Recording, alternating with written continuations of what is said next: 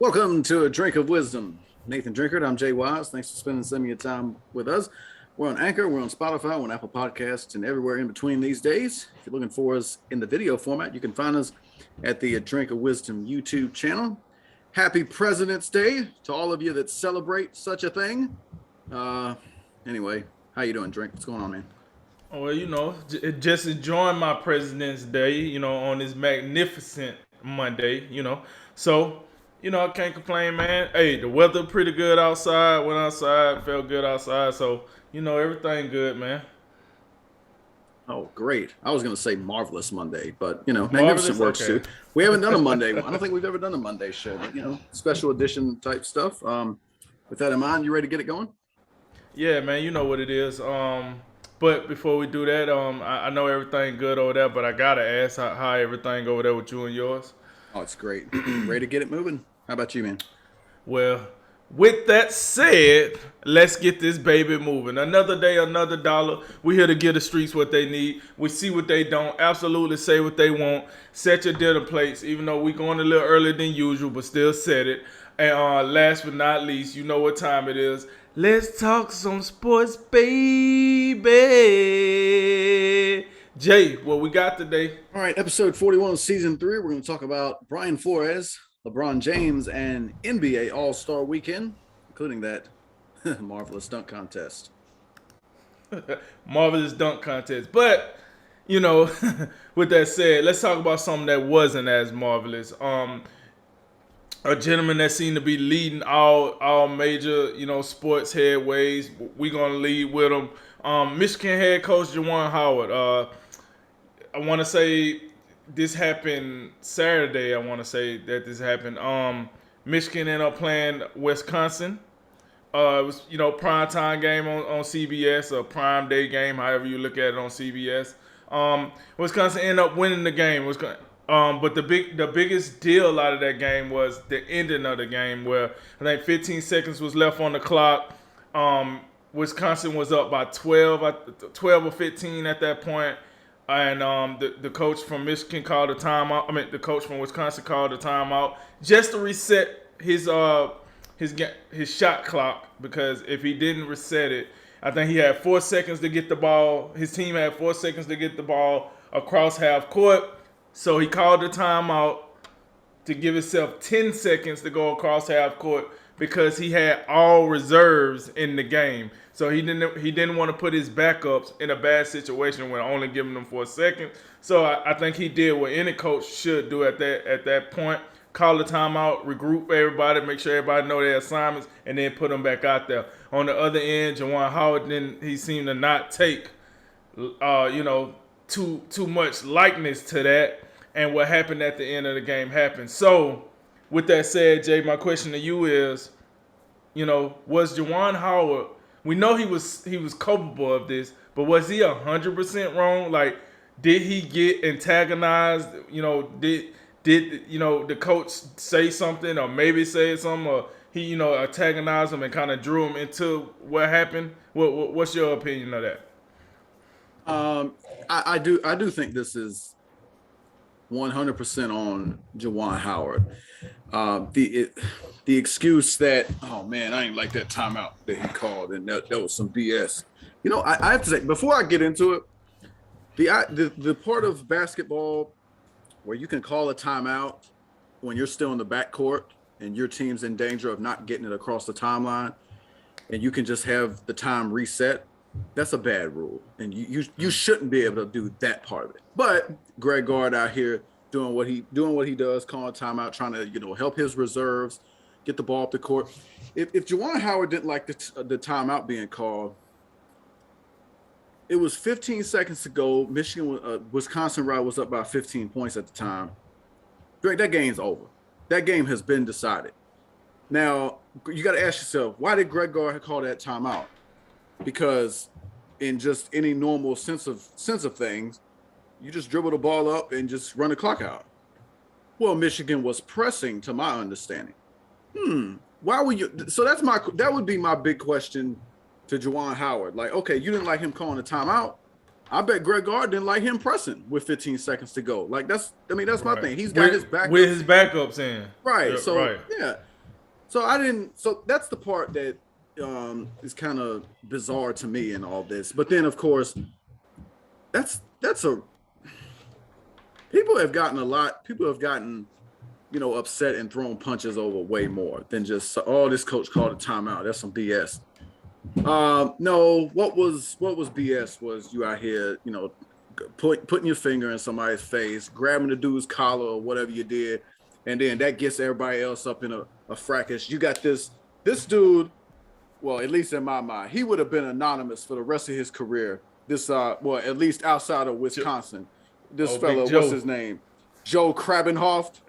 Joe Krabbenhoft. We had never known this man's name, but Joe Krabbenhoft, took a swing from the 6'9" Juwan Howard back, an NBA power forward, former member of the Fab Five and all the rest of it. So he took one to the chin or wherever he took it from. And then that next thing you know, you got a full on, I don't necessarily want to call it a full on brawl, but you got a little melee going on out there. You got, some other dudes from Michigan throwing punches. A Wisconsin dude was trying to, and I talked about, it reminds me, haven't felt, a college basketball story hit me this way since the Kansas story, where you had, I think his name was Silvio. Silvio had the chair up there, and you had some hero. You had some hero come in there and just save him from, save him a whole bunch of trouble for like he didn't let him get that chair off. So, but that's the last time I feel like we've had one of these. But what bothers me about this one is this is a coach. Because you remember at the time I was real critical of Bill Self. I was just as critical of Bill Self as actual players out here acting a fool, because I think the difference is between in college and the professional ranks, the coach is a much bigger figure, because these are in my mind not fully developed adults just yet. They still, and you can laugh at this if you want to, they still student athletes. So we got to take that in consideration, I believe. But I think now the Big Ten, the NCAA, nobody's done anything about this yet. Obviously, they're going through whatever. I guess everything's an investigation. I guess just everything. So we'll see what they have to say. But yes, I do think this is 100% on Juwan Howard. There's no excuse for it. Unless there's something that we're missing that Greg Gard said to him. But even most things, what gets said, you got to let that stuff roll away. That's not really an excuse to go around hitting somebody. So I just, and as for, what the penalty should be, I heard one pundit come out and say he should be suspended the rest of the season, and that, he wouldn't be surprised if he got fired. You can look at that and say maybe that's a little steep as far as the suspension. I don't suspect he'll be fired. I don't. But I do, the one thing that we got to consider, and I haven't heard many people talk about this, is when you look at Michigan and you look at what Juwan Howard has done since he's been there, it's been somewhat, especially when you take this season into account, 19-12 his first season. Then last season, they really hit it big. They went 23-5, Big Ten tournament champions. I think they had a pretty good run in the NCAA tournament. But this year, they 14-11. They are an average basketball team, and it's surprising because I think they still got some pretty good talent. They still got Hunter Dickinson on that team. They did lose Franz Wagner to the NBA, and I haven't seen Michigan play this year, but I just wonder if this season has led to just a level of just frustration, and this is just an example where Juwan Howard kind of went over the edge, because this was another, frustrating loss. They've had a bunch of them this year. So, and you're getting to the point where, you're sitting at 14-10 before this game was decided. You need every win to get back on, on the right side of the NCAA tournament bubble. So, we've seen a lot of, punishments come down in different sports for different infractions. I think you have to have a suspension at minimum, and I don't think a suspension for the rest of the season is too harsh. I'm not saying that's what I'm advocating for. I'm not sure. I do think calling for the man's job may be a little. That's probably a little steep, I believe. but we just don't know. We don't know what's going to happen. There's different. You look back at Silvio in the chair. He was stopped from what he may have done with that chair. Could have seriously hurt somebody. Juwan Howard legitimately hit somebody, and it probably in the end didn't do a whole lot of damage, but nonetheless, this Mr. Krabbenhoft got assaulted. So take that for what you will. The one thing, last point, and then I'll throw it over to you. It just, and I probably shouldn't have to go here, but I will, because you just scrolling through and you're seeing different reactions by different people. For some reason, some people have to racialize everything. For example, you have somebody, former Denver Bronco offensive lineman, Super Bowl 50 champion offensive tackle Ryan Harris. I don't know I think he was a Michigan alum. He's commenting on here and he says, well, you had Urban Meyer kicking a kicker. You had Tom Izzo supposedly push somebody. And there's one other example he used. I forget who it was, but it was another white coach and it was another player that was involved. I'm skipping on. Why you said Tom Izzo supposedly pushed somebody? Oh, he did push somebody. Okay, he did push somebody. Okay, yeah. I try to stay away from, unless I absolutely know for sure it's factual. It's footage of it. I say that. Fair enough. As a matter of fact, let me look at the other one real quick, because I want to make sure I get this right. But all of them were coaches and players. On the other one, okay, Bruce Arians with Andrew Adams. We remember that one. And he's like, I wonder. And he won't say what he actually wants to say, and neither would Ryan Clark of ESPN, by the way. But they say, man, I wonder what the difference is. Well, I know what the difference is, but I'm not going there. But you know what the other difference is? These other coaches were involved with players, and that's a whole different realm. I mean, I don't know, Drink. I mean, you go back 20, 30 years before social media. Remember when you had the Rutgers dude who got kicked out of school for he was verbally abusing players and punching them and doing all kind of crazy stuff. I forget his name, but I think you remember that incident. Drink, we don't even want to know about what some coaches be doing players. It just, reminds me of Herman Boone and Remember the Titans, not only and not saying he did anything too crazy, but a guy with that type of, the verbal side of it, and then, pushing players around, giving them a little bit of the extra, that type of thing. So this guy, Juwan Howard, he made contact with a coach. So that's where the difference is. Not saying, and I think all of them are wrong. All of them are wrong, but that's the difference. I'm not falling into this trap where we racialize everything. I'm not doing it. And for these people that want to start with that crap and always make it a race thing, I'm not here for it. And I'm going to start calling them out every time I can, because I'm sick of it. Go ahead.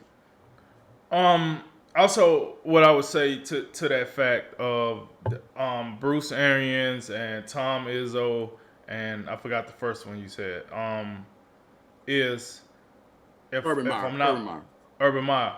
They were all their players. I'm not saying that right. Exactly. But Urban Meyer kicked his player. Tom Izzo pushed his player. And Bruce Arians slapped his player on the helmet. In fairness, just to be fair, and not saying he's wrong, but I don't think that Urban Meyer thing was ever proven. That was just an allegation. Right.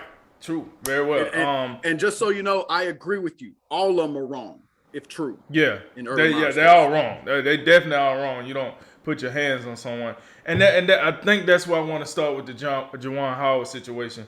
His initial reaction, his initial defense was, hey, somebody put their hands on me. Well, who put their hands on you? I'm not sure which one of them put their hands on me. I went for the guy, listen, did you not learn anything from the Malice in the Palace? You can't just go be throwing punches at people randomly. You don't even know who did what. I got it. When you watch the video, you see Greg Gard and you see Juwan Howard going back and forth. Then you see, a select few assistants, and then players come in and break them up. And one of those assistants being Mr. New famous Joe Krabbenhoft here. He comes in there to protect his head coach and then take one for the team. And to what you said, it didn't look like a malicious. It wasn't it had some smoke behind it. These guys are older. they know they need to sit down somewhere. But you know what I'm saying, that competitive fire still burns in Juwan Howard. Because, I mean, listen, he's a guy, like you said, Fab Five. He played power forward when power forward was really a thing. NBA champion. So, like, you know, he still wants you to know he got some smoke behind him. The problem is with this is you're starting to create a history of this anger and this, you know, doing stuff. You what, last year the year before, you got into it with a head coach with Maryland so bad that they had to go and throw you out the game because you just it to me it seems like Juwan Howard tends to let the little things bother him a lot more than it should as a head coach. As a guy with so much, he has accomplished so much in his career. I just thought his skin would be a lot thicker than what it is now. And even if you want to have thin skin, like, you can't throw a punch. You can say whatever you want. Like, hey, if that coach said, "Hey man, suck it up, stop crying. We had to call the timeout for this reason," and you don't like it, say whatever you want. The game over. You're not gonna get thrown out of a game that's already over. But to sit there and throw a punch like that, and the problem with the linemen's like comparison is, all right, if there was a white coach and he had done that, I think the result is the same because you still got young players that, hey, oh, my leader doing that, I'm going down with the captain. Like, that's going to be the reaction in college. That's why it matters more in college that the head coach is a professional. The head coach is a leader. The head coach is the example because there's no crap dealing with kids. I know when young guys get drafted in the NBA and they go one and done and now they're going straight to the G League, they're like, oh, look at these young kids coming into the NBA. Well, yeah, they're kids, but they're professionals. They're getting paid as professionals. We're talking about straight, like you said, Jay, student athletes. So they're kids. So how do kids work? I know how my daughter work. If I go out here and punch somebody in the street, 2 days later, she going to be like, reminding me of that. Then she probably going to try to get into the action. That's the example I set. So Juwan Howard got to understand this is the example you set for your guys when you do that. Whether right or wrong, you have to go look those players in the face. And now, what do you say to your guys? Because you probably going to get 2 or 3 guys suspended. You're finna miss like 2 or 3 of your players for coming in there getting into the action. You might be gone for the rest of the season. So what does that say for everybody else that you left back to pick up the pieces of a team that could have made a run in the Big Ten tournament and a team that could have did this and that? Now, if all of you guys are gone, that's it. The season's done. See you in the NIT tournament. If athletes want to pull the race card, I pull the race card, right? In a whole different situation.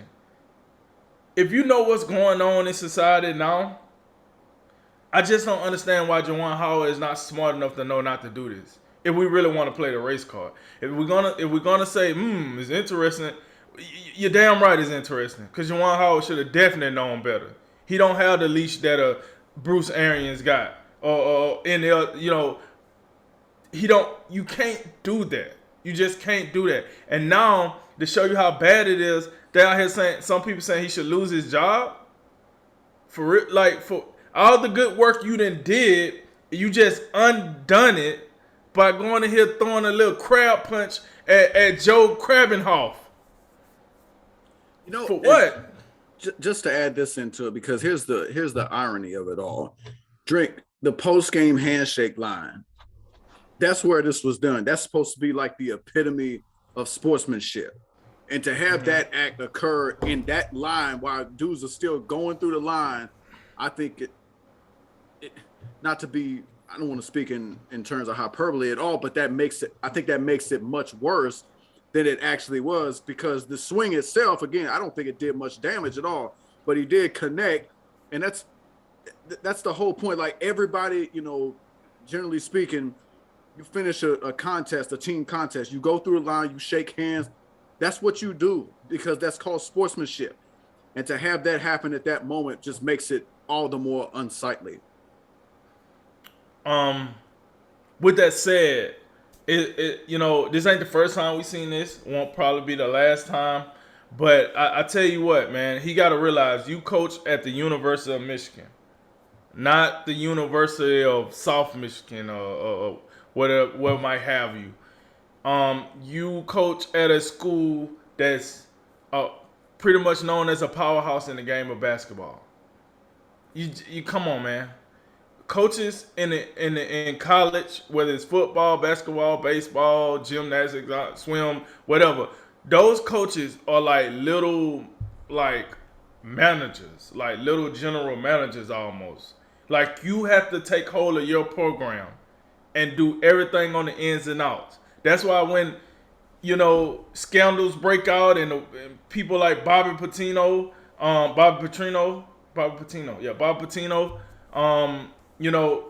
say, "Oh well, I didn't know." We don't believe it because you should know. Even if you didn't, you should, because you have your hands on everything. Well, come on, Juwan Howard, come on, man. This you know better than this. So to answer my own question, he was 100% wrong. I think he was, and whether somebody put their hands on you or not, if you're gonna hit somebody in self-defense, please make sure it's the guy that actually put his hands on you, not some guy that was standing there trying to do the right thing and break it up. I hate people. I just hate to see that, man. And like you said, whatever punishment he get is the punishment he get. Hopefully he don't get fired, because I think that's a bit much. But hey, suspended for the rest of the year. Your players get suspended probably for the remainder of the season. It is what it is. You put yourself in that situation.